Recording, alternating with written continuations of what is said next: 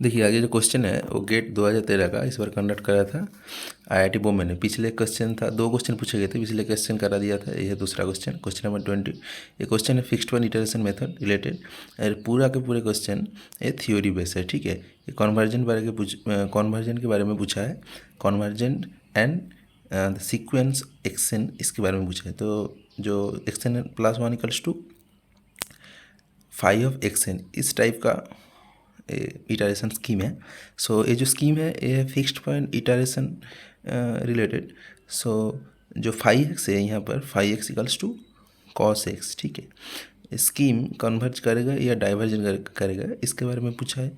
उसके बाद जो सीक्वेंस है एक्सन, उस सीक्वेंस के बारे में पूछा है, इंक्रीज होगा कि डिक्रीज होगा। सो फाई डैश एक्स जो होगा, सो माइनस के साइन एक्स। देखिए जो नेसेसरी कंडीशन है for convergence of the fixed point iteration वो है mod of phi dash x strictly less than 1, ठीक है, फॉर एनी इनिशियल गेस। यहाँ पर mod of phi dash x equals to mod of minus के sine x. So this equals to mod of sine x, ठीक है। देखिए यहाँ पर जो इनिशियल गेस दिया है, so x not equals to यहाँ पर दिया है 0, ठीक है। So x not equals to 0 अगर तुम बिठाओगे mod of phi dash x not, so this equals to mod of sine 0, so this equals to 0 and this is strictly less than 1, ठीक है।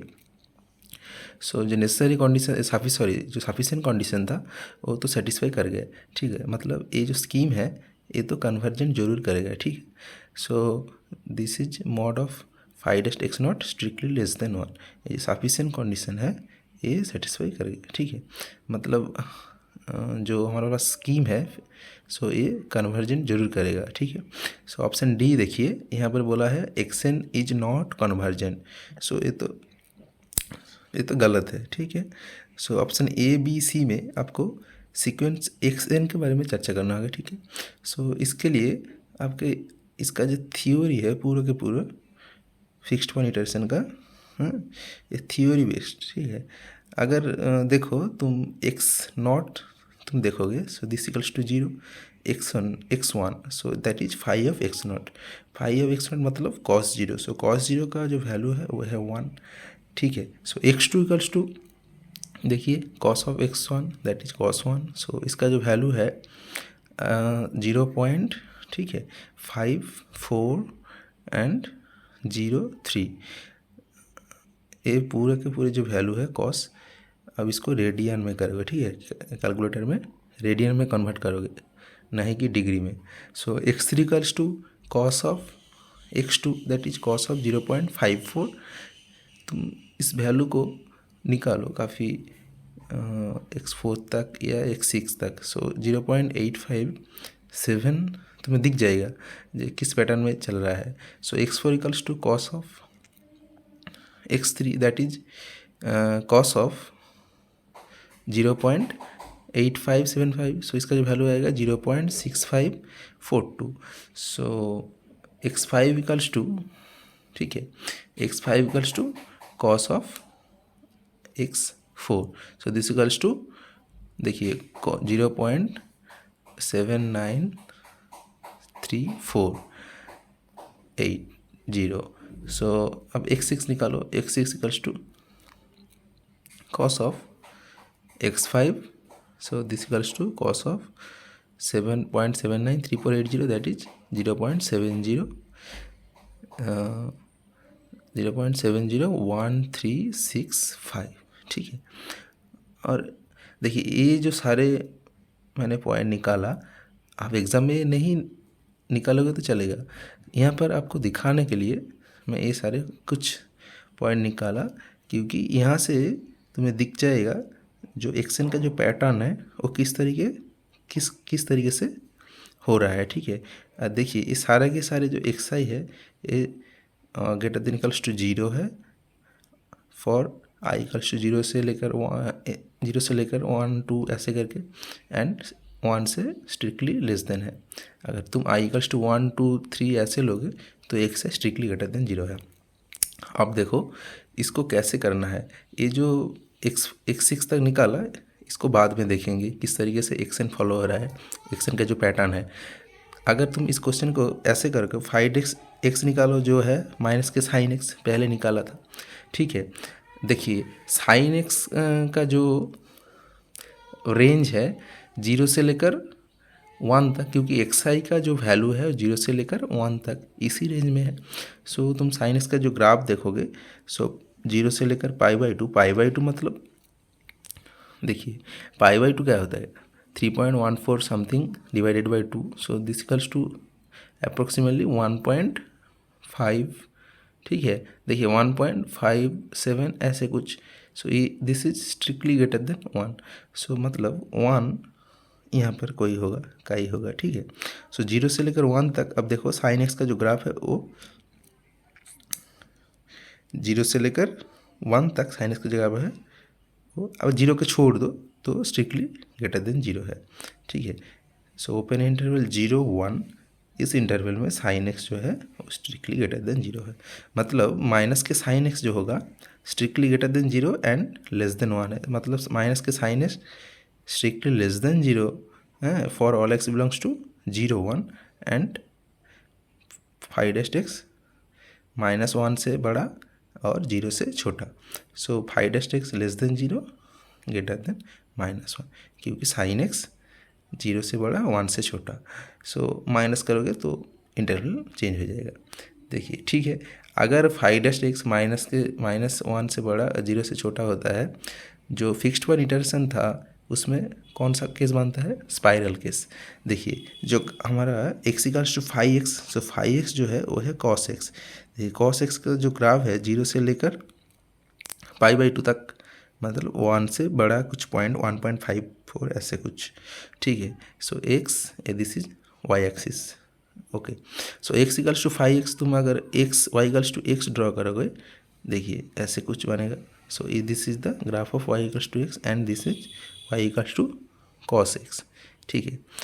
सो इसका जो इनिशियल पॉइंट दिया था, देखिए y इक्वल्स टू 0 एंड 1, एक मिनट रुकिए, दिस इज x0, ठीक है, जो इनिशियल अप्रोक्सीमेशन था। और इस लाइन को थोड़ा बढ़ा देता हूँ, ठीक है, ओके। नाउ स्कीम कैसे फॉलो करता है, देखो अगर तुम 0 वैल्यू निकालोगे 1 पे देगा, ठीक है। उससे y इक्वल्स टू x पे परपेंडिकुलर ड्रॉ करो, उससे कार्व पे परपेंडिकुलर ड्रॉ करो, ठीक है। वहाँ पे जो पॉइंट के कट करेगा वही है x1, ठीक है। फिर कार्व से y इक्वल्स टू x पे परपेंडिकुलर ड्रॉ करो, फिर देखो यहाँ पर जो पॉइंट आएगा, फिर वहाँ से कार्व पे परपेंडिकुलर ऐसे करके, सो दिस इज x2, ठीक है।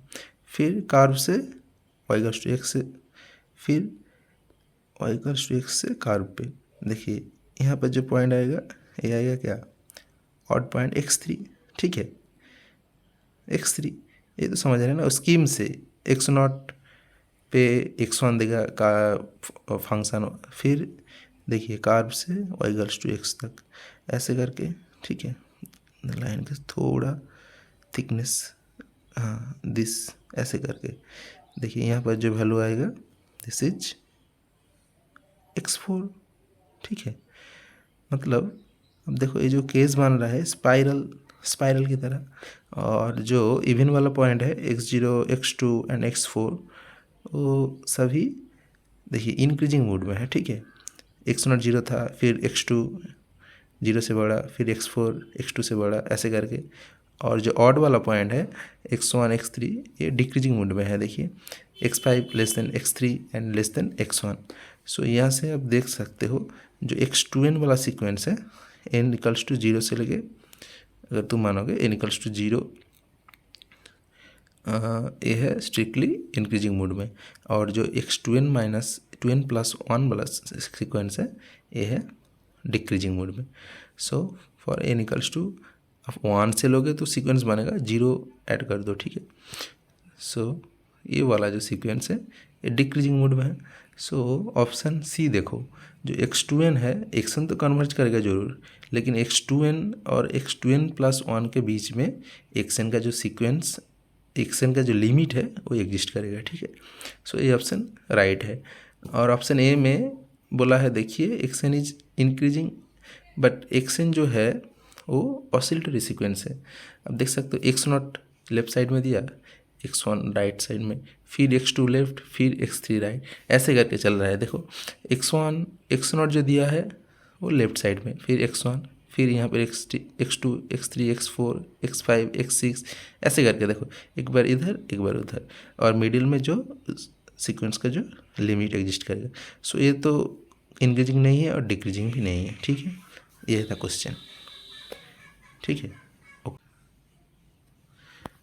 अब देखिए मैंने जो पहले पॉइंट निकाला था उस पर ध्यान दीजिए। x0 इवन वाला, देखिए इवन वाला को अब नोटिस कीजिए, ठीक है। x2 x4 आपको दिखाने के लिए मैंने ये सारे के सारे पॉइंट निकाला है, ठीक है। और x6, सो इवन वाला को मैंने ये पिंक वाला से सर्कल कर दिया, ठीक है। और ऑड वाला देखो, येलो वाला जो है x1 x3 एंड x5, ठीक है। मैंने ये येलो कलर से इसको सर्कल कर दिया, ठीक है। देखिए जो x2n+1 दैट इज ये येलो वाला सीक्वेंस है। सो देखिए 1, फिर 0.85, देखिए डिक्रीज हो रहा है, फिर 0.79, ऐसे करके डिक्रीज हो रहा है। मतलब जो येलो वाला सीक्वेंस दैट इज ऑड वाला सीक्वेंस, ये तो डिक्रीज हो रहा है। फिर देखिए